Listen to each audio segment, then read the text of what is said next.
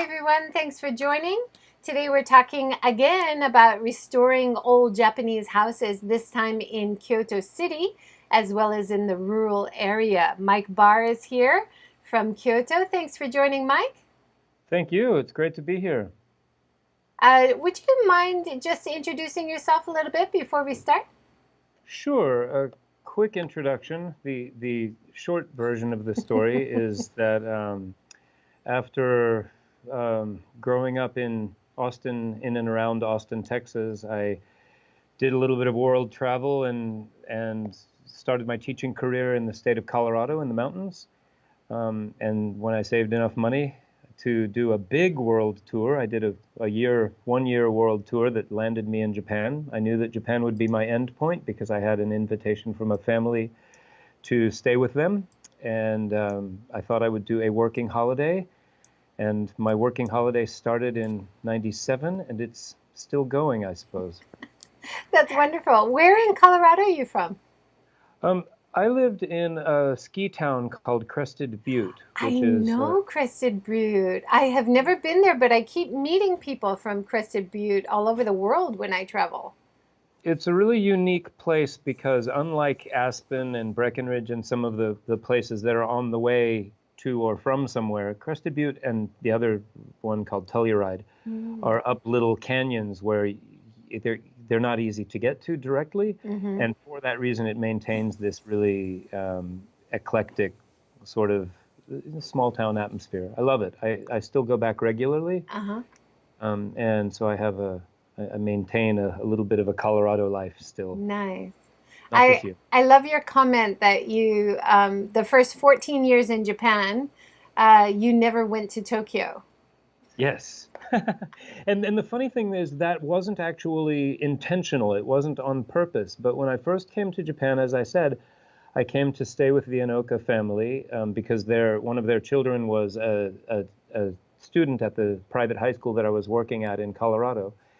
And um, when I came here, I wasn't intending to do the big city thing, and so I really had a lot of things on my checklist to see and do in this area. Obviously, I love Japanese culture. That's one of the things that I found that I really liked right away. And Tokyo was never really at the top of the list. I wasn't avoiding it. I just had a lot of other things to do. And so, yeah, 14 years I lived in Japan before I had a good reason to go to Tokyo. Wow, I mean, that's pretty impressive. And you said you think you settled in Japan because you found the natural lifestyle here that you always wanted. I think that's a beautiful expression. Well, yeah, and it's funny. I mean, it might sound a little bit over the top to say it this way, but I came out of the Sanjo subway station on the 15th of May in '97, and I really literally remember it like it was yesterday. Um, Coming from Osaka to Kyoto, you're underground for the last 5 or 6 train stops coming up the Keihan line. So I didn't really know what to expect. I got out of the thing and I was supposed to go to exit 5 where Daiso was going to be waiting for me. I had my 20 kilo backpack that I had just been around the world with. And I knew that I had a place to stay because I had someone waiting for me there. And when I walked out of the station, it was the middle of May and it was just green and there were beautiful egrets and herons and birds and mountains and greenery and this river right in the middle of town. And I just remember going, oh, wow. I don't think I said out loud, "Ooh, I'm home," but that was the feeling I got. And then shortly thereafter, I realized that you can ski and hike and bike and all of the things. I can do all of those things here. Yeah, that's wonderful. Before we start, we dive into your business and your remodeling. We need to give a shout out to Stuart Galbraith because he introduced you in his video in the series, Hmm. talking about his documentary film that he's making, The Mink of Gaijin Alley. Hmm. And Yes. both you and Chuck Kaiser, who was also Hmm. interviewed this week. Yeah, Chuck is a great guy, and Stuart as well. I knew Stuart before I met Stuart.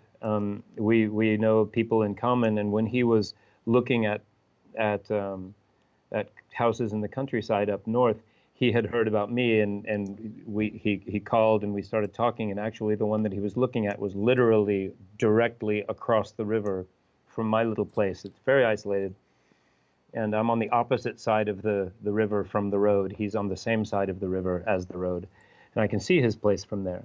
But we had lots of conversations about that journey, because by the time he was renovating his place, I was already, that was way behind me, and our place up north, we still have it, and we go and play, but it's I never lived there full time. Hmm. Yeah, it looks like a beautiful area. And I was contacted by Stuart after he saw the video with Paul Fridale, who restored his house Mm, in the Kanagawa area, I think, Shizuoka maybe, and a beautiful old house. And then I was introduced to Stuart. So it's been a great restoration of traditional Japanese house theme that we have so far. So thanks for joining and sharing your sure. insights. Sure, thanks. It's been a really interesting journey, and there's so many things that you learn along the way doing this kind of thing, that it's just it's like peeling an onion. There's always something, a new layer to kind of see how that works, how they do that thing, how you solve that problem. Yeah, and you not only in the rural area, but you have restored a house in Kyoto's Gion area and the center of So, Kyoto, right? right. So I think it's accurate to say that every year since 2001, my wife Yuko and I have either had a child or done a building project. So, so we've done about we have four kids that are one's in elementary, one's in junior high, one's in high school, and one's in university this year. So that's a big spread. And then we've done upwards of 14, 15 building projects in different areas. So it's a pretty mixed bag. I still don't consider myself an expert, but I know what not to do about a lot of things, and I've been lucky as well. Yeah. I'm showing pictures now of your Instagram page.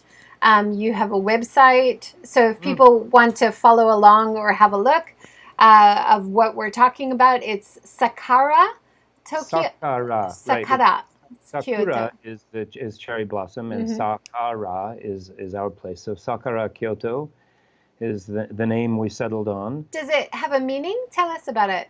And sure, so the first kanji, the sa, comes from sakura, from cherry blossom. The ka is from smell or fragrance, and the ra is from comfortable, raku. It's also used in the word tanoshi, or happiness. We just So got there's our, that. yeah, it was great. We just got our first comment. Do Japanese houses not have doors? If so, why is doa the Japanese word for a door? Good question. And this is something that's really interesting, actually, and something that that this is a tangent, but I'll tell the story anyway because I think it's so interesting. There are lots, and I teach at a university, so the katakana English is such a big thing here, where words are imported and pronunciations are changed, and in many cases meanings are changed, and they morph and evolve. So the younger generation uses lots of English imports, or German or French imports, um, to mean things that are nuanced in a little bit of different way than Japanese. And so when I was doing the project up in Hanase to the north, my neighbor, this wonderful old man, Hashimoto-san, was very difficult to talk to because he was a little hard of hearing, and he didn't use any modern lingo at all. It was all the old words. And so, yes, they have words for all of those things, and the 80-year-olds use them, but they also speak a lot of regional things. And my ability to understand Japanese really got better because these people speak in a different way, but they also have lots of time. So we just spent a lot of time, negotiating our meanings and having fun talking. And he didn't mind spending 3 hours talking to me about something. He loved it. That's great. The first photo you sent me is a house in snow. Is that the rural one? That is Hanase, the house up. It's about driving up over the hill. It takes a little bit under 1 hour from the fork in the river in Kyoto. That fork is the Damachi Inagi area. That's where the train coming from Osaka terminates. So So is it's that the about one near Stuart's so that's the place? one directly across from Okay. Stuart. It's basically 1 hour due north of Kyoto of our house in Kyoto City. And we chose that because it's on a bus. There's a bus line that goes up there, and that's also a fantastic place for cycling. Oddly enough, it doesn't take me much longer to cycle there than to drive. You can get from the top of the pass to the house faster on a bicycle than in a car because of the switchbacks. You lean into them. Wow. And it's a beautiful, beautiful area, very quiet. Gorgeous. Stuart was saying there wasn't much snow this last year. It's very variable, and some years is incredibly heavy snow, and some years there's very little. So it's it's not easy to predict. Yeah. And then the organic farmer, Chuck Kaiser, of course, was saying, of course, it's better if it doesn't snow too much for growing vegetables. So there is silver lining. You have a longer growing season. The next picture you sent is a really beautiful wood interior. Maybe that's the finished project of your guest house. All the Probably. Yeah. lattice, it looks like a ladder going up to the hmm second floor. And hmm is that your home or is that the guest house? It's gorgeous. So let me see. Okay. Um, yes. So the second picture there, there's a side by side picture. There's a picture of the finished product, and then the picture on the right is the front of that building. So my story is a little bit strange. These are in order of projects. So Okay. I bought my second house first, as it Okay. were. And that was our little place in the countryside, and that was my learning experience. And so, for people who are interested in the numbers and things, and I guess a lot of people are, that place up in the countryside, when the dust settled, I probably spent about $50,000 US on the project plus a lot of renovation things, and I did a lot of that by myself. So one of the things that I've learned along the way is the more finished work one does by oneself, the more flavorful these projects get, but also the more affordable these projects get. So we bought that house first, and the second project in town is that one with the very tall ceiling where we took out. This is an obi factory in the west of Kyoto in the area called Nishijin. And obi are the sashes for kimono, and this was a very rundown, actually disgustingly rundown house that was literally falling over. And this was our second project, which we didn't live in, and then we bought our house that we actually still live in now, third. But the second project was this obi factory place, which was a really exciting renovation, and it was mostly interesting because we opened up the central space and had kind of a concept for a big empty house, and it's long and skinny, and we inserted a frame into the center of the house to hold it up, and then added all kinds of wood to make it look straight. Rather than moving anything, we actually added square-looking bits and pieces, and it was great. It was a really neat Wow. place. Yeah, I'm Um, showing the before and after photos right now. And mhm. it's really, oh my gosh, you did so much amazing work. It looks like you enclosed a garden as well. So in that house, there was a garden in the very back, a small garden, Mm-hmm. and that project was, like I said, it was quite small, and it had the traditional outdoor toilet and bath area. Um, a couple of different foreigners lived in that house over the following 6 or 7 years. And then we actually sold it so that someone Mm-hmm. could live there full time and used that to springboard into our inn project, which Okay. was great, you know. And I think just about renovating these old buildings, one of the reasons that I really like that is, and I don't have to tell you this, but old things have spirit and feel to them. And there's a real richness in taking something old and traditional and giving it new life. Besides the fact that, of course, it saves a lot of resources to use the frame, to use the shape, to use what's there, and then add to it, while actually resourcing, recycling a lot of the materials. So. Yeah, I think Paul Fredele was talking about this as well as Stuart, that there's certain elements of a traditional house that they just don't do in modern houses. And we found this with the remodel of our house too. Mhm. The remodelers said they didn't use nails. Like Yeah. they fitted your frame together like a jigsaw puzzle. Like it's Well, that's so the interesting thing. beautiful. Craftsmanship is Yeah, amazing. the really interesting thing about Machiya is they look like they're quite simple houses, and when you take one out, take one apart, and another one of the photos is a stripped down frame in there. It looks like a bunch of sticks balanced on rocks. That's kind of what it looks like, but it's a very interlocking design, and they stand the test of time. They move and they breathe, and they actually have the ability to withstand shifting much more than these new houses that are made to be more or less disposable, 20-year disposable houses. Hmm. And We so, were told, and I'm sure you know as well, that actually we were lucky our house was 50 years old and not 30 years old, mhm, because there was a shift in the way houses were built 30 years ago, which was a quick fix, mhm. more modern techniques, but not as solid of craftsmanship as the older houses. So most of the machiya in Kyoto that I've renovated were built around 1930. Mm. They're pre-war, including the house that we live in now. And one thing that's really interesting is when we look at the beams and the structure, there are slots and notches that weren't used on that house because those beams and those notches came from what that wood was used before that. Hmm. So those were actually resourced from the previous That's houses. awesome. This wood is really it's really cured, it's very strong, Hmm. uh, and it's the way it's treated, they treat them with heat, they treat them with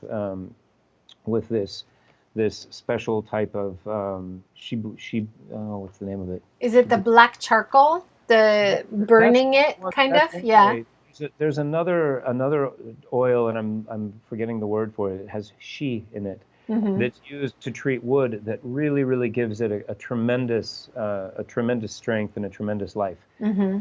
And so that's something that's really amazing about these frames, and that's why it hurts me to see them taking one down completely and throwing it away, Yeah. because that frame, that structure is something that you can't get in a pine 2x4 that's imported from Canada, never mind the resource. Hmm. As, You mentioned that about one of the things you learned along the way is to find materials from other homes that aren't being used and reuse it with your remodel. That yes, must be and an it, interesting process. well, that's one of my favorite things. And that picture that you were showing with the lattice up top, Hmm. that lattice work also came from a demolition. So I got into the habit a while back of stopping and talking to construction workers when they're dismantling houses. And our oyakata, which is the name for master carpenter, our oyakata guy is absolutely wonderful. His name's Saito-san, and he loves this because one of his members, and they have like an extended family. It's not like a company. It's really a family of people that all help each other out, and the electricians and everyone's kind of part of a team, part of a lifelong club that work together, and they're just wonderful. But um, one of his relatives, his son-in-law, is in the business of dismantling old houses. And so they often have amazing things, and there's a longer story behind that, which I might get to later. Yeah, Um, that's but I'll awesome. stop and talk to those guys and say, hey, can I, is there anything that that I can run off with from here? And usually they say yes, because they have to pay to put it into an incinerator, which is ridiculous because it's such valuable timber and these materials are amazing. So almost every project I've done has windows and doors and glass and wood, and some of the glass has bubbles in it because it was hand rolled. And that just has so much character, but it's also it's rich in a way that newer mass-produced materials aren't. Yeah, awesome. I have so many questions, but we have great comments and questions that I have to add right now. Excellent. Louise says, hello, are there any heritage rules and regulations that need to be adhered to when renovating? In the UK, we have listed building grades. I'm pretty sure there are in Kyoto. That's one of the hurdles of remodeling, right? Yes, and there are lots of things that apply. For example, the changing the height of a roof is a kind of a no-no. There are ways to do it.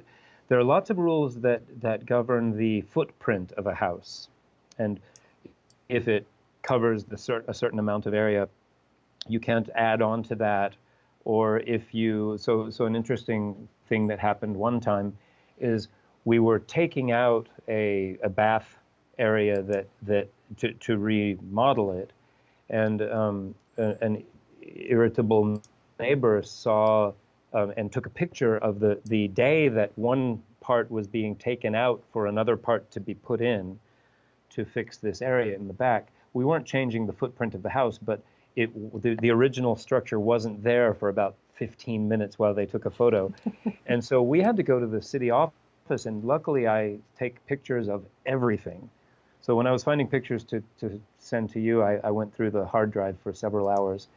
But I take pictures of everything. So I could go and say, no, actually we were maintaining the integrity of the building. We were just improving that section because it had a leaky wood bath that we were improving it. So. Yeah. But there are rules like that. And so, for example, for our house that we live in, I've lived in the same house for 20 years now, and we bought the Machiya next door. So we have two slices that we've put together.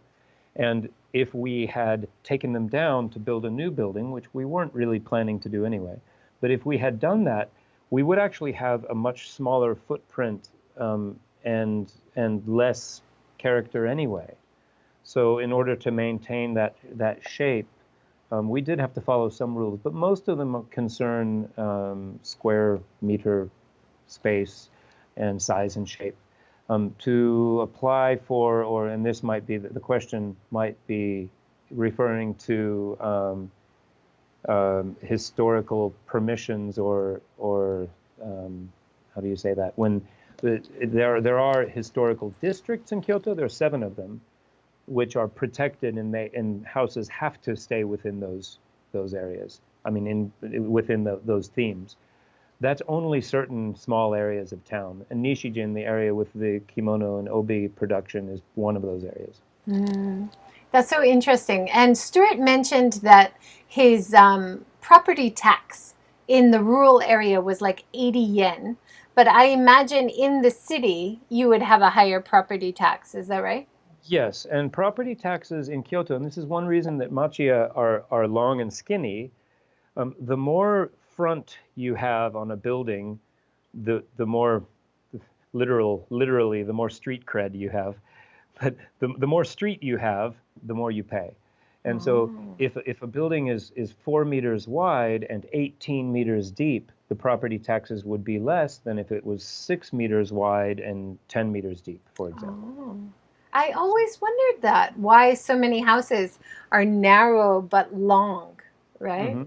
Yeah, And interesting. what's really interesting about Kyoto, and 2 of our side-by-side places, 2 of my favorite places. I was kind of sad to see them go, but we needed to. And but they were down one of these little cute alleyways. And if an alleyway is less than 2 meters wide, that also affects the access and the property tax and the ability to rebuild. So those little alleyway places, which have a lot of character, many of them can't be rebuilt. They can be remodeled or renovated or incorporated into the building in front of them or beside them. Wow. That's one of when I was having sustainable tourism discussions with destinations, I often said to the visitor, especially the inbound visitor, staying in a traditional house that's been remodeled to be comfortable is so much more appealing than a new build that Hmm. looks like a hotel you could stay in anywhere. Yeah. But and I think you've done a beautiful job of that. But a lot of the argument was that it's a fire hazard. The old styles cannot live up to fire code. Have you ever heard that?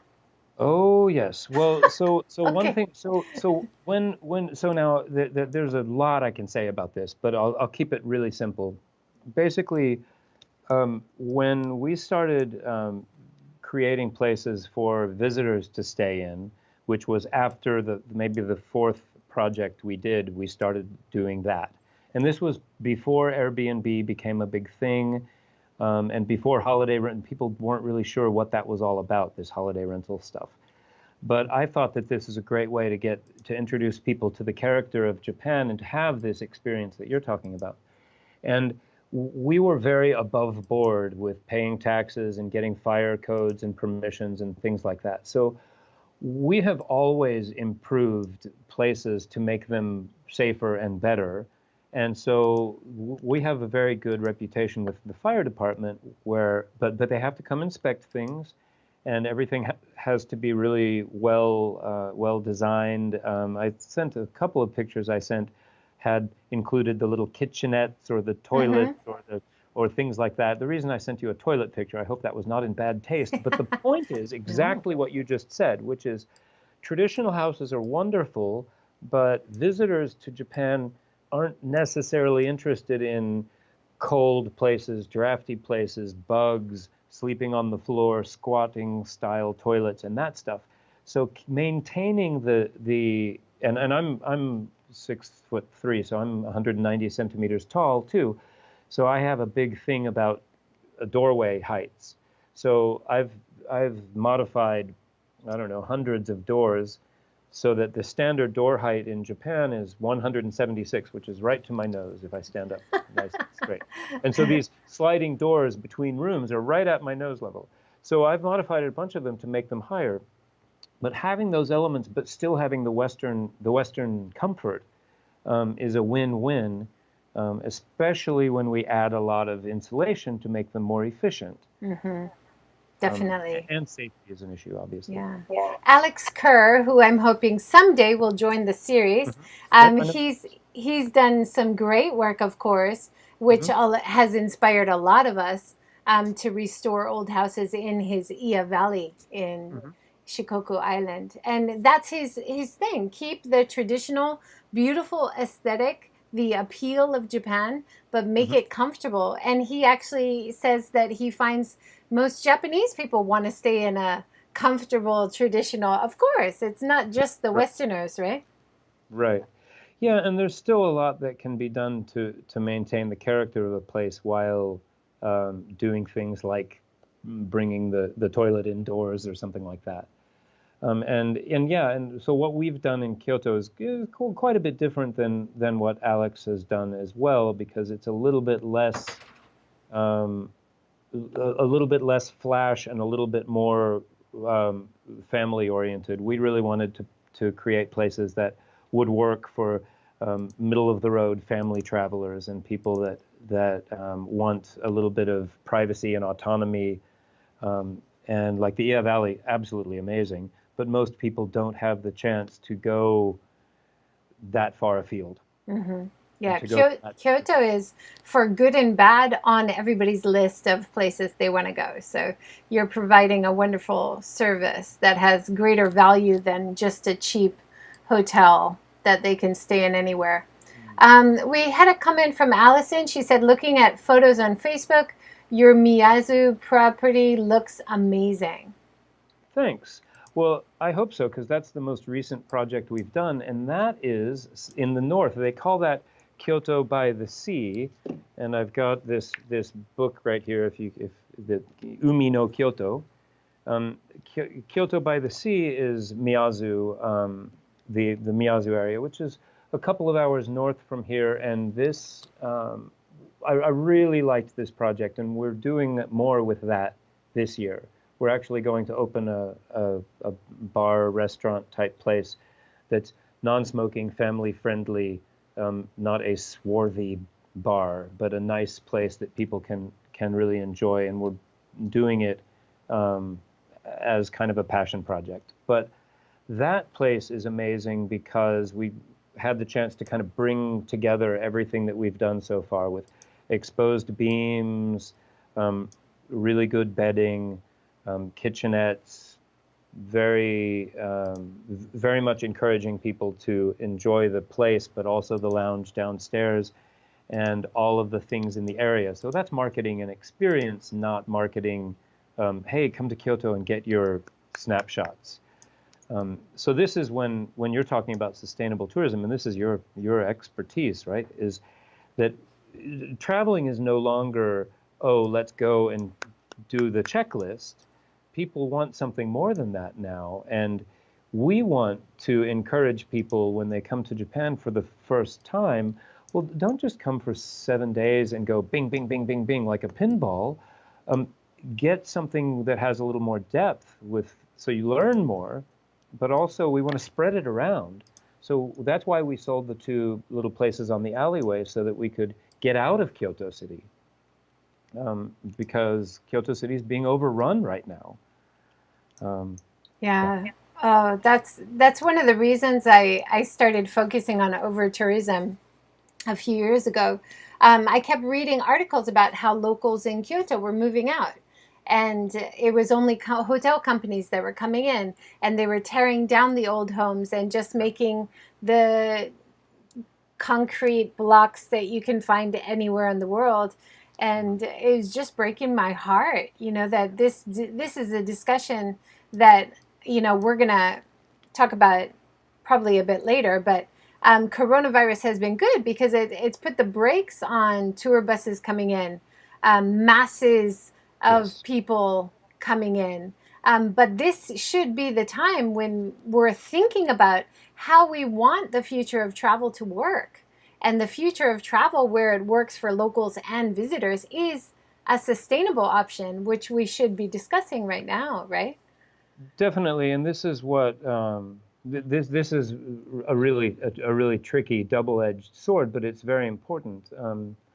Yeah, that is the elephant in the room. This coronavirus and the contraction of the economy and the contraction of the tourism, particularly, it's a really good thing. It's not good, as I mentioned before, for individuals or small family businesses that are overextended at the moment, who really went for gold in an Olympic year and took out big loans, so that there are lots of businesses that are folding. But there are too many. There have been, and I did a presentation about this last year. I know you know these numbers, but 17 million, 19 million, 20 million. I mean, the number of people coming inbound to Japan over the past 5 years has just gone up and up and up, and it's a numbers game. It's like population or climate. It can't last like that. We need more responsible tourism. Yeah. Tourism isn't necessarily a bad thing. I don't know. I don't want to believe that sustainable tourism is a complete oxymoron. It doesn't have to be. And unlike places like Venice or Iceland that can physically limit the number of people that enter, we can't really do that in Japan. But we can encourage people to branch out in some different ways. For example, going to Hiroshima for a 1-day trip on the bullet train just to see the Peace Museum, well, there are lots of other things in the West, as you know, that are valuable and shouldn't be just skipped over. And so I think there's a good chance there to support local arts and crafts and economies and traditional everything. Yeah, for Traditional sure. food. Basically, slow down, Stop. I mean, the rail pass is a wonderful thing, but it's also a bad thing in terms of overtourism because people do these crazy trips across the country just to see something, check it off their list, take a photo, and leave. And there's absolutely no benefit for the local economy. In fact, you're creating more crowds, you're creating more problems for local areas. Local taxpayers are funding your transportation and things that you're using, but they're not getting any of the value from the visitors that are crowding their streets. And I think Kyoto especially is the center of that problem as far as I Absolutely. can And this see. is something that Alex Kerr spoke to in a recent over tourism panel that we had in Kyoto, that was that a single visitor that's staying overnight in a place like Miyazu or the Iya Valley or someplace, or Hiroshima, um, is that they provide the same stimulation to the economy and the infrastructure as something like 30 day trippers. Because when people go run around town for the day, they get hot and they get sweaty and they buy a Coca-Cola from a vending machine and they stop at McDonald's and then they get on the train again. And we still have problems like parking and crowd management. Um, I was flabbergasted 8 months ago when I went down to Hanamikoji area of Kyoto, and my wife laughs at me because I was like, "What? There are foreigners everywhere." And she said, "Mike, excuse me." I said, "Not me. One of my favorite bathhouses in town, and I've been going to the bathhouses for many years. I say the same thing about that." And she said, "Well, you're a foreigner too." I know, but I'm not that kind of foreigner. I mean, I want to welcome people, but we have to educate the customer, like many businesses, right? And we have to make rules where it's not possible to Mhm. just come to Hiroshima, see Peace Park, grab a hot dog at the convenience store. I have actually read these stories and leave without understanding anything about Yeah. Hiroshima, its people, or really even anything of value for the visitor. Why would you want to do that? But Well, people that's do something it, that right? we've done with all of our places that I think is really important and valuable, and that's to give people a set of information that when they arrive, here's where you can go to get the good noodles, and this is what you need to do.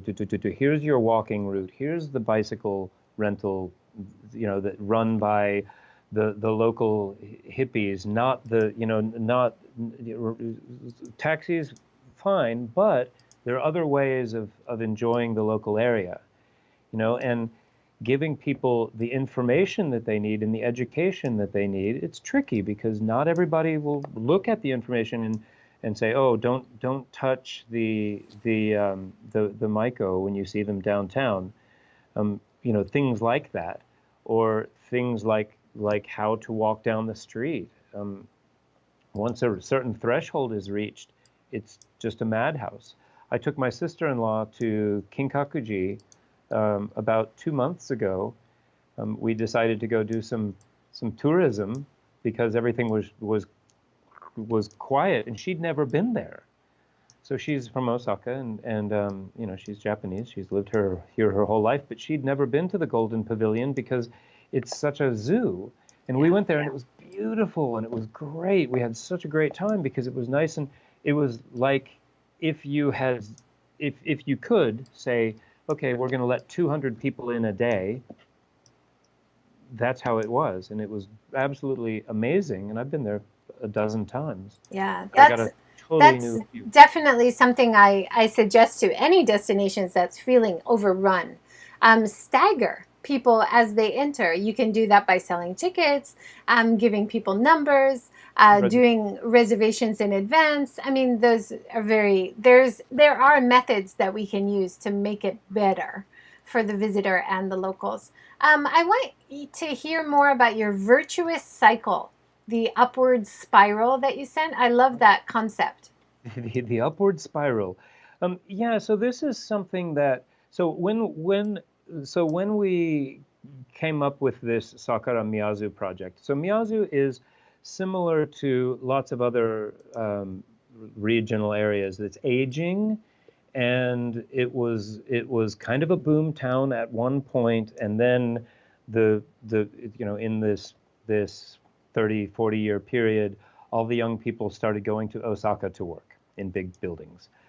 And so it was kind of on the decline. And our friend Honda-san, who works for local government, liked what we were doing, and he said, "Come to Miyazu with me. Let's meet the mayor. Let's walk around town. We want somebody to bring a little bit of life into this area." And so we went there. They courted us a little bit insofar as they showed us all these places that we could look at, and we ended up buying this building that was one half hospital, mini clinic, and the other half was a residence, and we've only worked on maybe 1/4 of the area right now, the property, to start with that. And then we're doing the next stage this year, hopefully.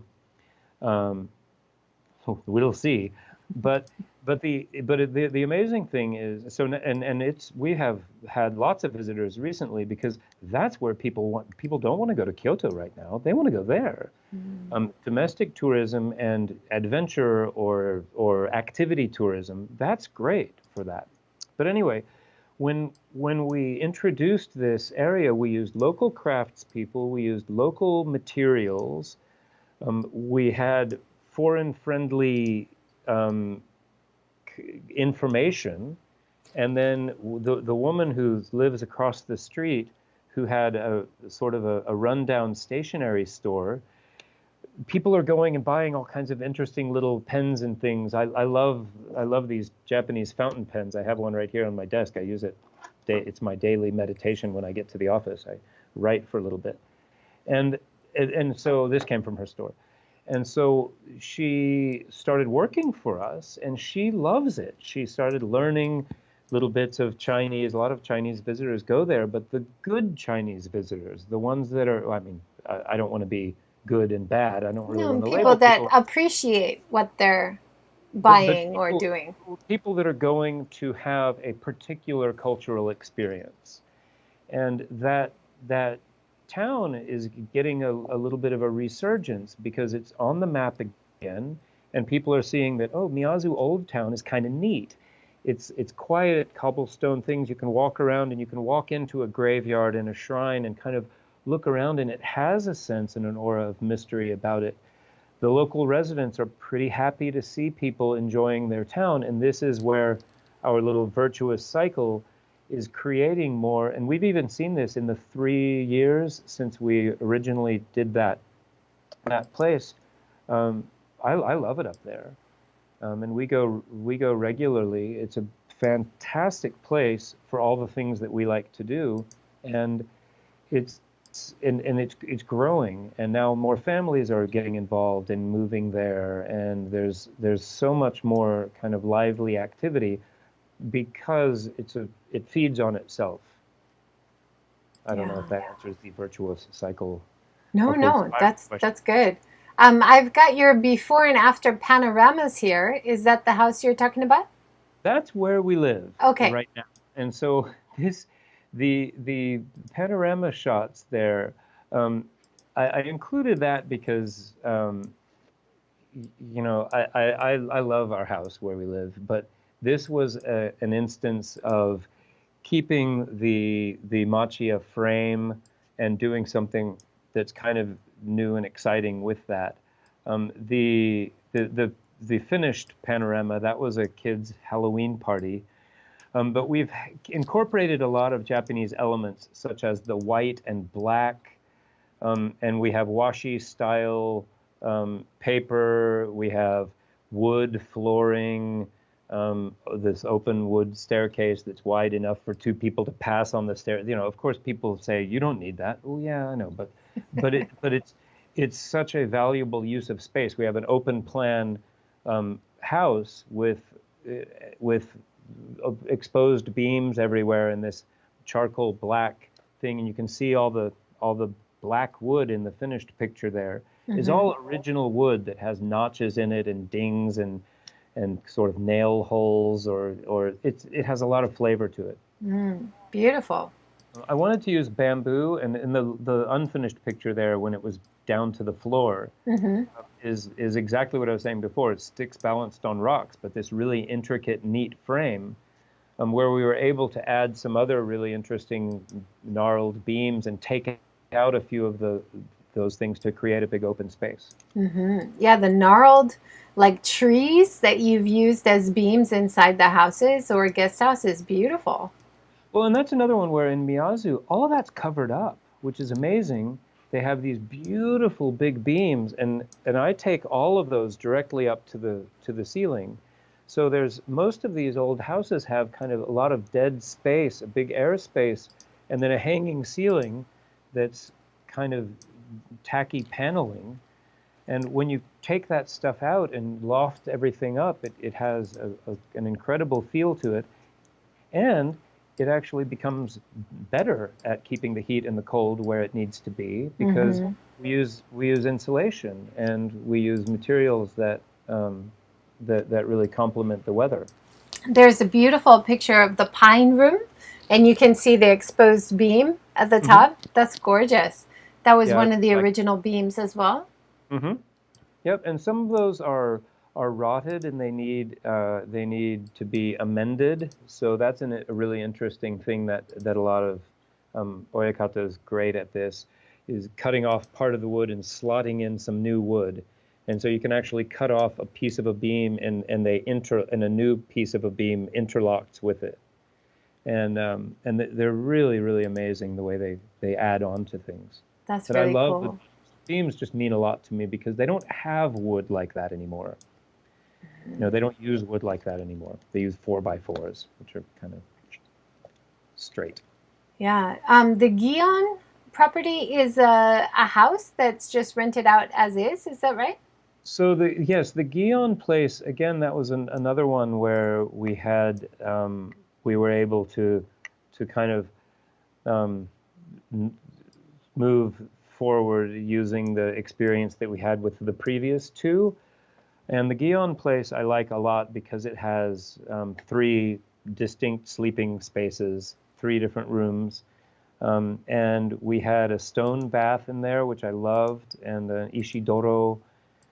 We ended up removing the stone bath because unfortunately it leaked and it was a little bit of a safety hazard, so we had to go back a little bit with that. But I love the tsukimi shoji, which is a type of sliding door where you can slide up half, so you can see the garden view on the lower half out the glass, or you can slide the paper down. And though that's an example of some doors that were this big that I added on to. And people think I'm crazy for doing this, but it's really, really beautiful to be able to open these doors completely. And I've done this in about 5 different places now, where rather than having doors that only open halfway, putting an extra slider so that they all slide to disappear. They all slide Oh, out of that's the way, so you nice. have big Yeah. open. So But the you have like an extra space in one of the rooms so they all slide in. mhm. That's nice. And then So you they have all more space, more open space is nice. well, and again, coming back to having options, foreign visitors really like that, like having things like paper and plaster.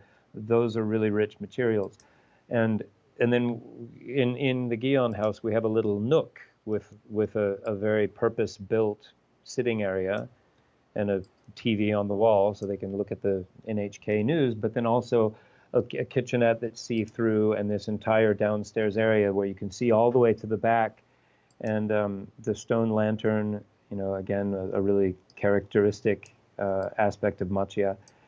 Um, and then the stairs are always a challenge with Machiya. They, I almost always have them redone or taken out or bent at the top or the bottom so that we don't have this 60-degree ladder style staircase. But the Yeah. Guion place really came out well, and people like it a lot because the location is absolutely phenomenal, and it's right on a main street. It's on the Furumonzen Street, which is the old gate street, going right into the head temple for Jodo Shinshu, one of the main sects of Japanese Buddhism. So neat place. And for your places, you've added laundry and modern Western toilets. Hmm. Any other features of comfort that you've had to add? Insulation, of course, you said.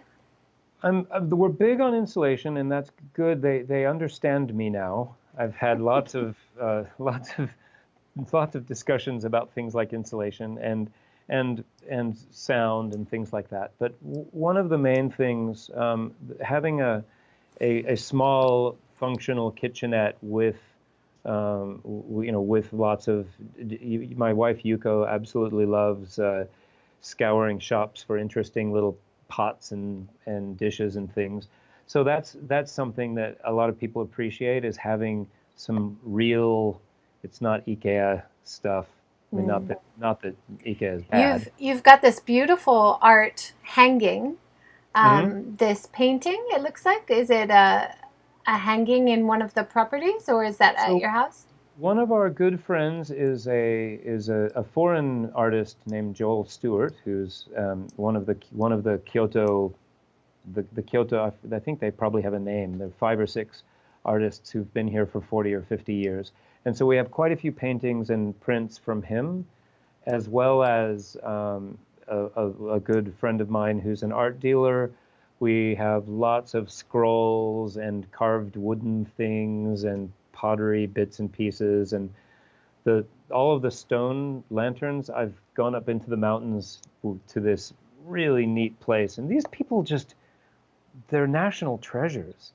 This funny old guy that just will drive up in the middle of nowhere in the mountains, and he has like this little nook with 15 or 20 stone lanterns growing moss on them. And so we get that kind of stuff from those kind of people. That's awesome. We got a comment from Robert Yellen. He Oh, says, Robert. Hey, Mike, saw you and family on bikes a few weeks ago. Stop on by next time, right behind Genkakuji Koban. Enjoying this. Thank you, Robert. thanks, Robert. Yeah, um, he's fantastic. In fact, if I turn around behind me, Robert, I've got your book right here. Where is it? It's right behind me. Ode to Japanese Pottery. Ooh, Robert is an amazing character as well. I'll put a plug in for Robert. yeah, Robert, you need to join the series. Get in touch. Robert, We also have a comment from Mary. She says she loves the rich color of all the wood that you've put in. yeah, the color palette is that's all credit goes to Yuko for the colors. And there's a picture in there of Yuko and Oyakata looking at colors. I love the plaster work, and one of my friends, Anthony, and I learned Japanese plaster. This is before I did any of these projects. We did a little plaster crash course, and since then I've always liked the trowel work and that texture. But we've gone with these rich oranges and yellows and lots of dark wood. Our house that we live in is the only place that's white. Everywhere else uses very orange, yellow kind of color palette, and that's kind of traditional, but it's also kind of Yuko's color Yeah, I scheme. love that. And I learned how to do plastering in our house too. The walls were just bamboo and dirt. Hmm. So I thought, well, I have to use something natural. And then Hmm. once I did it, I love how it absorbs smell and That's it what's so great about it. insulates Yeah. as well. It's Hmm. wonderful material. Yeah, it's really really good. It's great for that. It's very natural, good materials, and those walls are amazing. They have layer upon layer. You know. Yeah. Our electrician said this room, like there was one tatami room with all the bamboo and dirt walls, and he's like, you have no way to put wires through the wall. It's Mhm. impossible. You have to put it on top. It's stuff you never Let think me talk of. about that for a second. Okay. So I've this is another one where I've gone to bat on this and a bunch of times, and I've crawled around under these floors to put wiring under and around and out of the way, and used half slivers of bamboo to cover things. Exposed wiring is awful, and they do it all over the place. And so every building I've ever renovated in Japan, we've done away with exposed, ugly wiring. There are lots of ways to do it. But I never believe a Japanese carpenter who says it can't be done. It just means that they don't usually do it that way, Yeah. or that Yeah. they're a little, or that they just want to cut corners. Yeah. But the amazing thing about Saito-san, our oyakata, is that he'll shrug his shoulders and say, "Okay, Mike, we'll do it that way." Yeah. Well, it shows the importance of finding local like remodelers who are willing to work with you to restore the old things. I had so many reform specialists tell me it can't be done, but what they mean is I don't want to do it. That's what that always means. It always means we don't want to mess with it. And so that's why one of the things that I love doing the finish work, because it's kind of fiddly and I can zen out a little bit and kind of get into that meticulous kind of headspace. So I really like doing that myself, but it also saves a lot of money to do it that way, and I can be particular about some of the details. Right. Some of the details, a couple of things I sent you were like the bamboo floors and the use of these natural wooden elements and things like that. You know, details matter. And if you look at ukiyo-e prints and you look at pottery and things like that, I mean, talk to Robert about details. Details matter. And there's something about that subtlety in buildings, just as in art, that really speaks to people and gives them an appreciation that they wouldn't otherwise really consider. And it's behind the scenes. It's kind of subconscious in a way. Yeah, definitely. And it's part of the story. If they can talk about this amazing fixture that you had or this beautiful painting, that's part of their travel story. And stories are the reason people want to travel. And people want to listen to stories of travel, is interesting stories of heritage, right? Hmm. Louise had a comment. Renovators often mention there can be some understanding resistance to change from their neighbors. What efforts can be made to make them feel respected and involved in the process and at ease? That's an interesting question. I like that. Um, we have had some really great experiences with neighbors, but there are a few rules to follow. One of them is to figure out who your neighbors are, and every time, and so a lot of people don't do this, but when we go to renovate a place or to reform a place, we ask permission. You give laundry soap to your neighbors. I don't know if some of the listeners might not know this.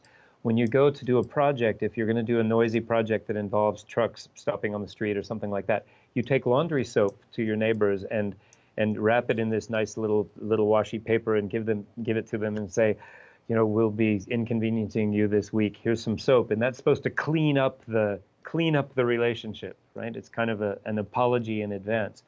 But I think people like to know what's going on, and with a lot of the places that we've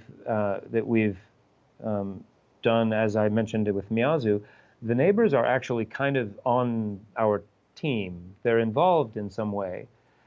In Kyoto, because it's very tight and very dense, there are people who are resistant, who don't really want to see outsiders come in, or they don't want to see more traffic in their area. So, you know, I think that demands a lot of sensitivity, especially in these like alleyway places. That if it's creating problems, it's not a good idea to be there. So with our places, and this, we were able to mitigate a lot of the problems, but people are noisy when they come and go. They can be. If they get good information, they will often dial it down a little bit, but it can be a problem. And I think it's important to be sensitive about people who live there. Definitely. Paprika Girl, who's been on the series 2 times, she often wears kimono herself on a daily basis. And she loves so many traditional things like tea ceremony. And she often highlights some beautiful cakes or mochi or different kinds of gifts that she gives new neighbors, or she gives for different parts, and they often come from Kyoto. So you're in the center of traditional cakes and Oh yeah. mochi, and there's lots of things besides soap, but soap is the traditional one because it's useful, and it might be something that they can use, and maybe they don't like that kind of cake, right? Right. These are the stories I've heard. Mm. But we've heard wonderful stories from our neighbors when we renovated the old house. Everybody expected us to knock it down, as usual. And then we heard stories from the neighbors that it was the first house in the neighborhood. They remember it when they first moved here, lovely things about the previous owners. Mhm. So I think definitely reaching out and making connections with your neighbors is such a wonderful art that they do in Japan so well that we do not do in Hawaii. We do not do in America very well. And our kids have been very comfortable growing up here, probably because we have that better sense of neighborhood community, right? I love that about Yeah, Japan. and there's a connection. I mean, we live right next to the river on the Kamo River, and I just met an interesting man yesterday, and he was saying, "Oh, that that black colored traditional house with the koi no bori every year," and so we have these huge carp streamers that we put out every year, the biggest ones on the riverside. And it's a big project putting up this massive pole and the whole deal. But that's kind of part of being connected to our neighbors. They expect that, and we do a few little events and things on the riverside, so people know what to expect. But they also really appreciate that there are people around who appreciate the Japanese culture that's around them, because so many modern people don't. Yeah, yeah. Um, Who was it? Somebody said in a comment, I think on Stuart's video, why do Western people always want to live in old Japanese houses? I hope Japanese people do too, because there's so much value. Well, and I think a lot of them do after they see what can be done with them, and that's why magazines like Sumu and Casa and these magazines that we look at all the time, um, the word is getting out, and it's not just that we're cutting corners, it's not just that we're culture vultures or something. It's actually there's a lot of character in that. Yeah, definitely. And we have visited some young entrepreneurs who have moved to the countryside, restored beautiful Mhm. 130-year-old places and making guest houses. So I think the younger generation are certainly seeing the value of Mhm. it as a business from the business side as well. So, Well, and also in places like Miyazu that I mentioned earlier, people are starting to see and appreciate this opportunity to be digital nomads, or to do something that's not straight down the middle. And this is another offshoot of what's going on right now, is we're starting to see that, wait a minute, well, maybe we don't have to go to the office every day and have these big long meetings. I mean, my meetings at the university have become fantastic recently, because rather than going to a room with 60 people to read the memo, we just give everybody the memo and then meet for 15 minutes online and say, "Do you have any questions about it?" That's that's tangent. progress.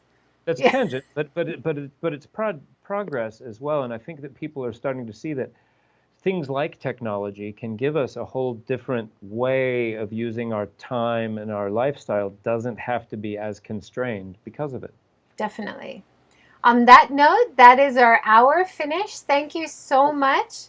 That went super fast. That did go fast. I would love to reconnect once travel starts again more in a few months and talk more about your business and how it's going. Great. Well, come on over. We'd love to have you. And anybody who is interested in contacting me directly, they can do that at through the Sakara Kyoto webpage, or you can just send me a direct message at mikebarrontheriver@gmail. There you go. And you're very easy to find Facebook, Instagram, and your own website, SAKARA-KYOTO.com. So thank you, everybody, for joining. Thank you for wonderful questions today. Very insightful, very interesting. And if you're thinking of renovating an old house in Japan, it's definitely doable and has value for both you in your life and if you're renting it out for customers as well. Louise has a last comment. Thank you so much, Mike and JJ. Great show. Learned a lot. Thank you so much for your comments and questions, Louise. Thank you, everybody. Have a good day. Join us again tomorrow, 9 a.m., when we talk to Dominic Carter about green consumers. Have a good day, everyone. Bye.